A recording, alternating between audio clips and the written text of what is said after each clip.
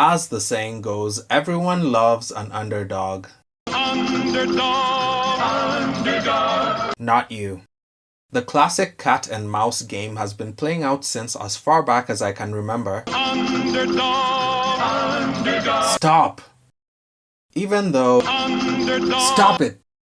Even though some animal experts have debunked the cat versus mouse relationship as more exaggerated than what animation history would like us to believe, because cats apparently hunt anything, not just mice. But this has always been the go-to rivalry in entertainment. Underdog. God damn it, can we just...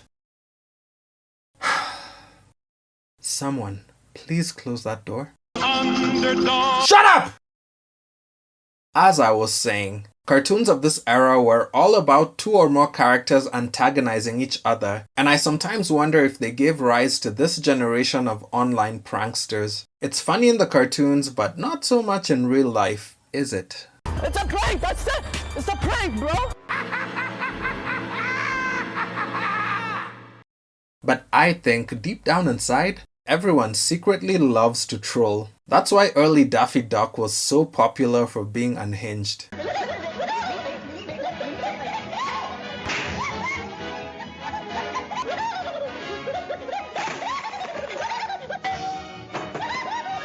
Now, I don't hear too many people these days talking about the Looney Tunes in general, and maybe that's just my circles, but they had all sorts of flips on this antagonistic dynamic. They really cornered the market on characters pissing each other off, from Tweety vs. Sylvester, to Sylvester vs. Speedy, to Speedy vs. Daffy for some reason, to Daffy vs. Bugs, to Bugs vs. Taz, to Bugs vs. Yosemite Sam, to Bugs vs. Wile E. Coyote, to Bugs vs. Elmer Fudd.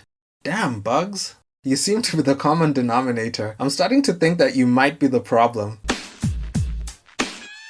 It's just me against the world. But we also have the infamous Roadrunner vs. Wile E. Coyote, and sometimes a team-up of Wile E. Coyote and Sylvester against Speedy Gonzales and the Roadrunner, which always ends badly for the former, don't get it twisted. And there are also my favorite two battles of wits between Foghorn Leghorn and the Barnyard Dog, as well as Ralph Wolf and Sam Sheepdog. And this is not even scratching the surface of all the rivalries in Looney Tunes lore. For people who photographed like prim and proper mob bosses with sharp suits and pencil mustaches, the Looney Tunes creators had such a pure voice for annoyingly unhinged characters who would drive anyone insane. It is then ironic to me that Tom and Jerry are the poster children for the perpetual bully versus victim battle. And for those who are in the know, it won't surprise you when I say that Jerry was the bully and Tom was the victim. That used to be a hot take, but I think everyone has pretty much caught on to the reality of that situation. Yes, Tom is bigger and stronger, but he almost never won their battle of wits. But in all fairness, that made it all the more special to me when he did win.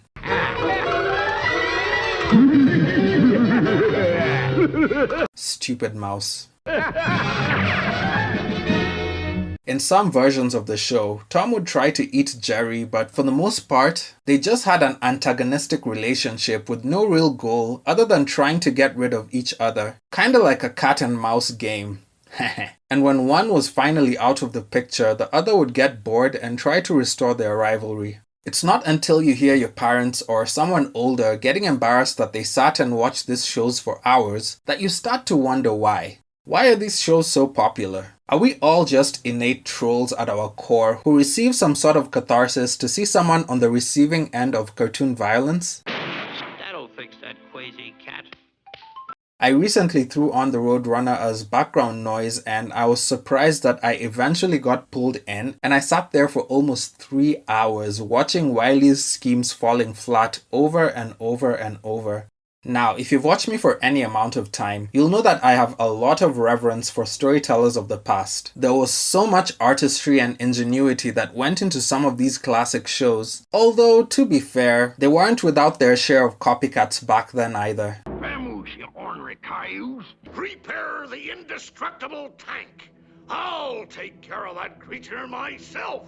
As much as it pains me to admit this, lack of originality is not an exclusively contemporary problem. But other than the obvious fact that they didn't rely too much on dialogue and you could therefore switch off your brain for mindless fun, they found a way to make violence incredibly entertaining. You could give me a whole month and I couldn't think up half as many schemes as any of these cartoonists came up with, and the accompanying physics that supported every punchline. And I say punchline because they are essentially slapstick jokes that are structured with a setup, build-up of anticipation, and then a satisfying punchline. In this case, however, you will invariably see the punchline coming, but you want to witness it anyway because it's always satisfying. The action and reaction are key ingredients in this loop, and the sound effects form the icing on the cake.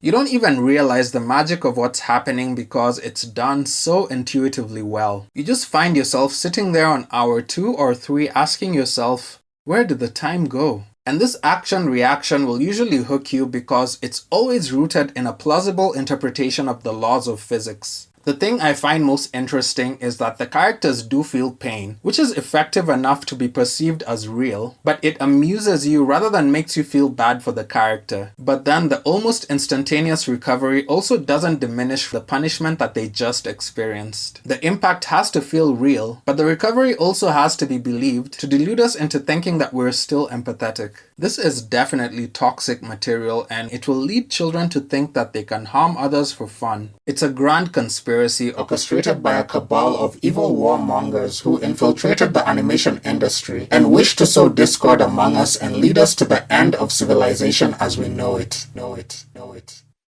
I'm obviously joking. But I've actually heard genuine complaints where behavioral experts or people with similarly made up titles have complained about anthropomorphizing animals because they will lead children to thinking that their pet puppy can reason like Snoopy or something. Maybe there is some validity in that perspective, but as a guy with no pets, Beat it, stupid cat! I choose mockery of these white-coated doofy individuals over offering them benefit of doubt. But to be serious for a second, I find it a really tight rope to walk because getting it wrong would only lead to satisfaction for serial killers and sociopaths. I mean, just look at this.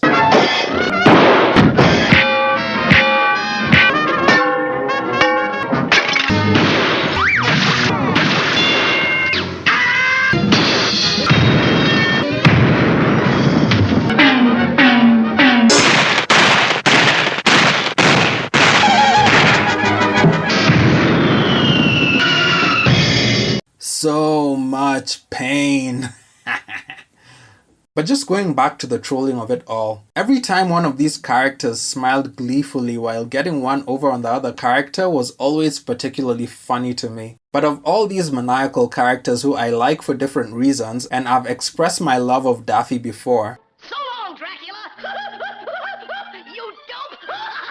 I always found Tom the most endearing despite all my real-life opinions on cats. He's just this dumb, goofy character who is none the wiser. He's just a simple cat with simple needs who comes up against an evil, scheming mouse who cannot be trusted. Just my opinion, but Jerry is really the catty one. At some point, we all came to acknowledge that he's the real villain of the show, and Tom is just a good sport who always takes it on the chin for the sake of our enjoyment. He's not like the arrogant Wile E. Coyote who is very singular and has a lot less nuance, and he's not a Yosemite Sam either, cause Sam deserves everything that comes to him. In a perfect world, I'd have Jerry go up against Bugs and they can troll each other to eternity. Then Tom and Daffy can get rich and live the life they deserve. Only that wouldn't be anywhere near as funny as the current status quo. Hey, can you tell that it's the middle of the night and I'm exhausted and I'm just saying anything at this point? But all in all, I think all these cartoons are just the most accurate mirrors held up to society. For as nice as we would like to think we are, we're all just devious trolls waiting to get one over on each other. And that should keep you up at night. Underdog! Underdog! I'll see you in the next one. Peace. Hey, I'm only joking. I love these cartoons and I'll take any excuse to revisit them in some way. In me power.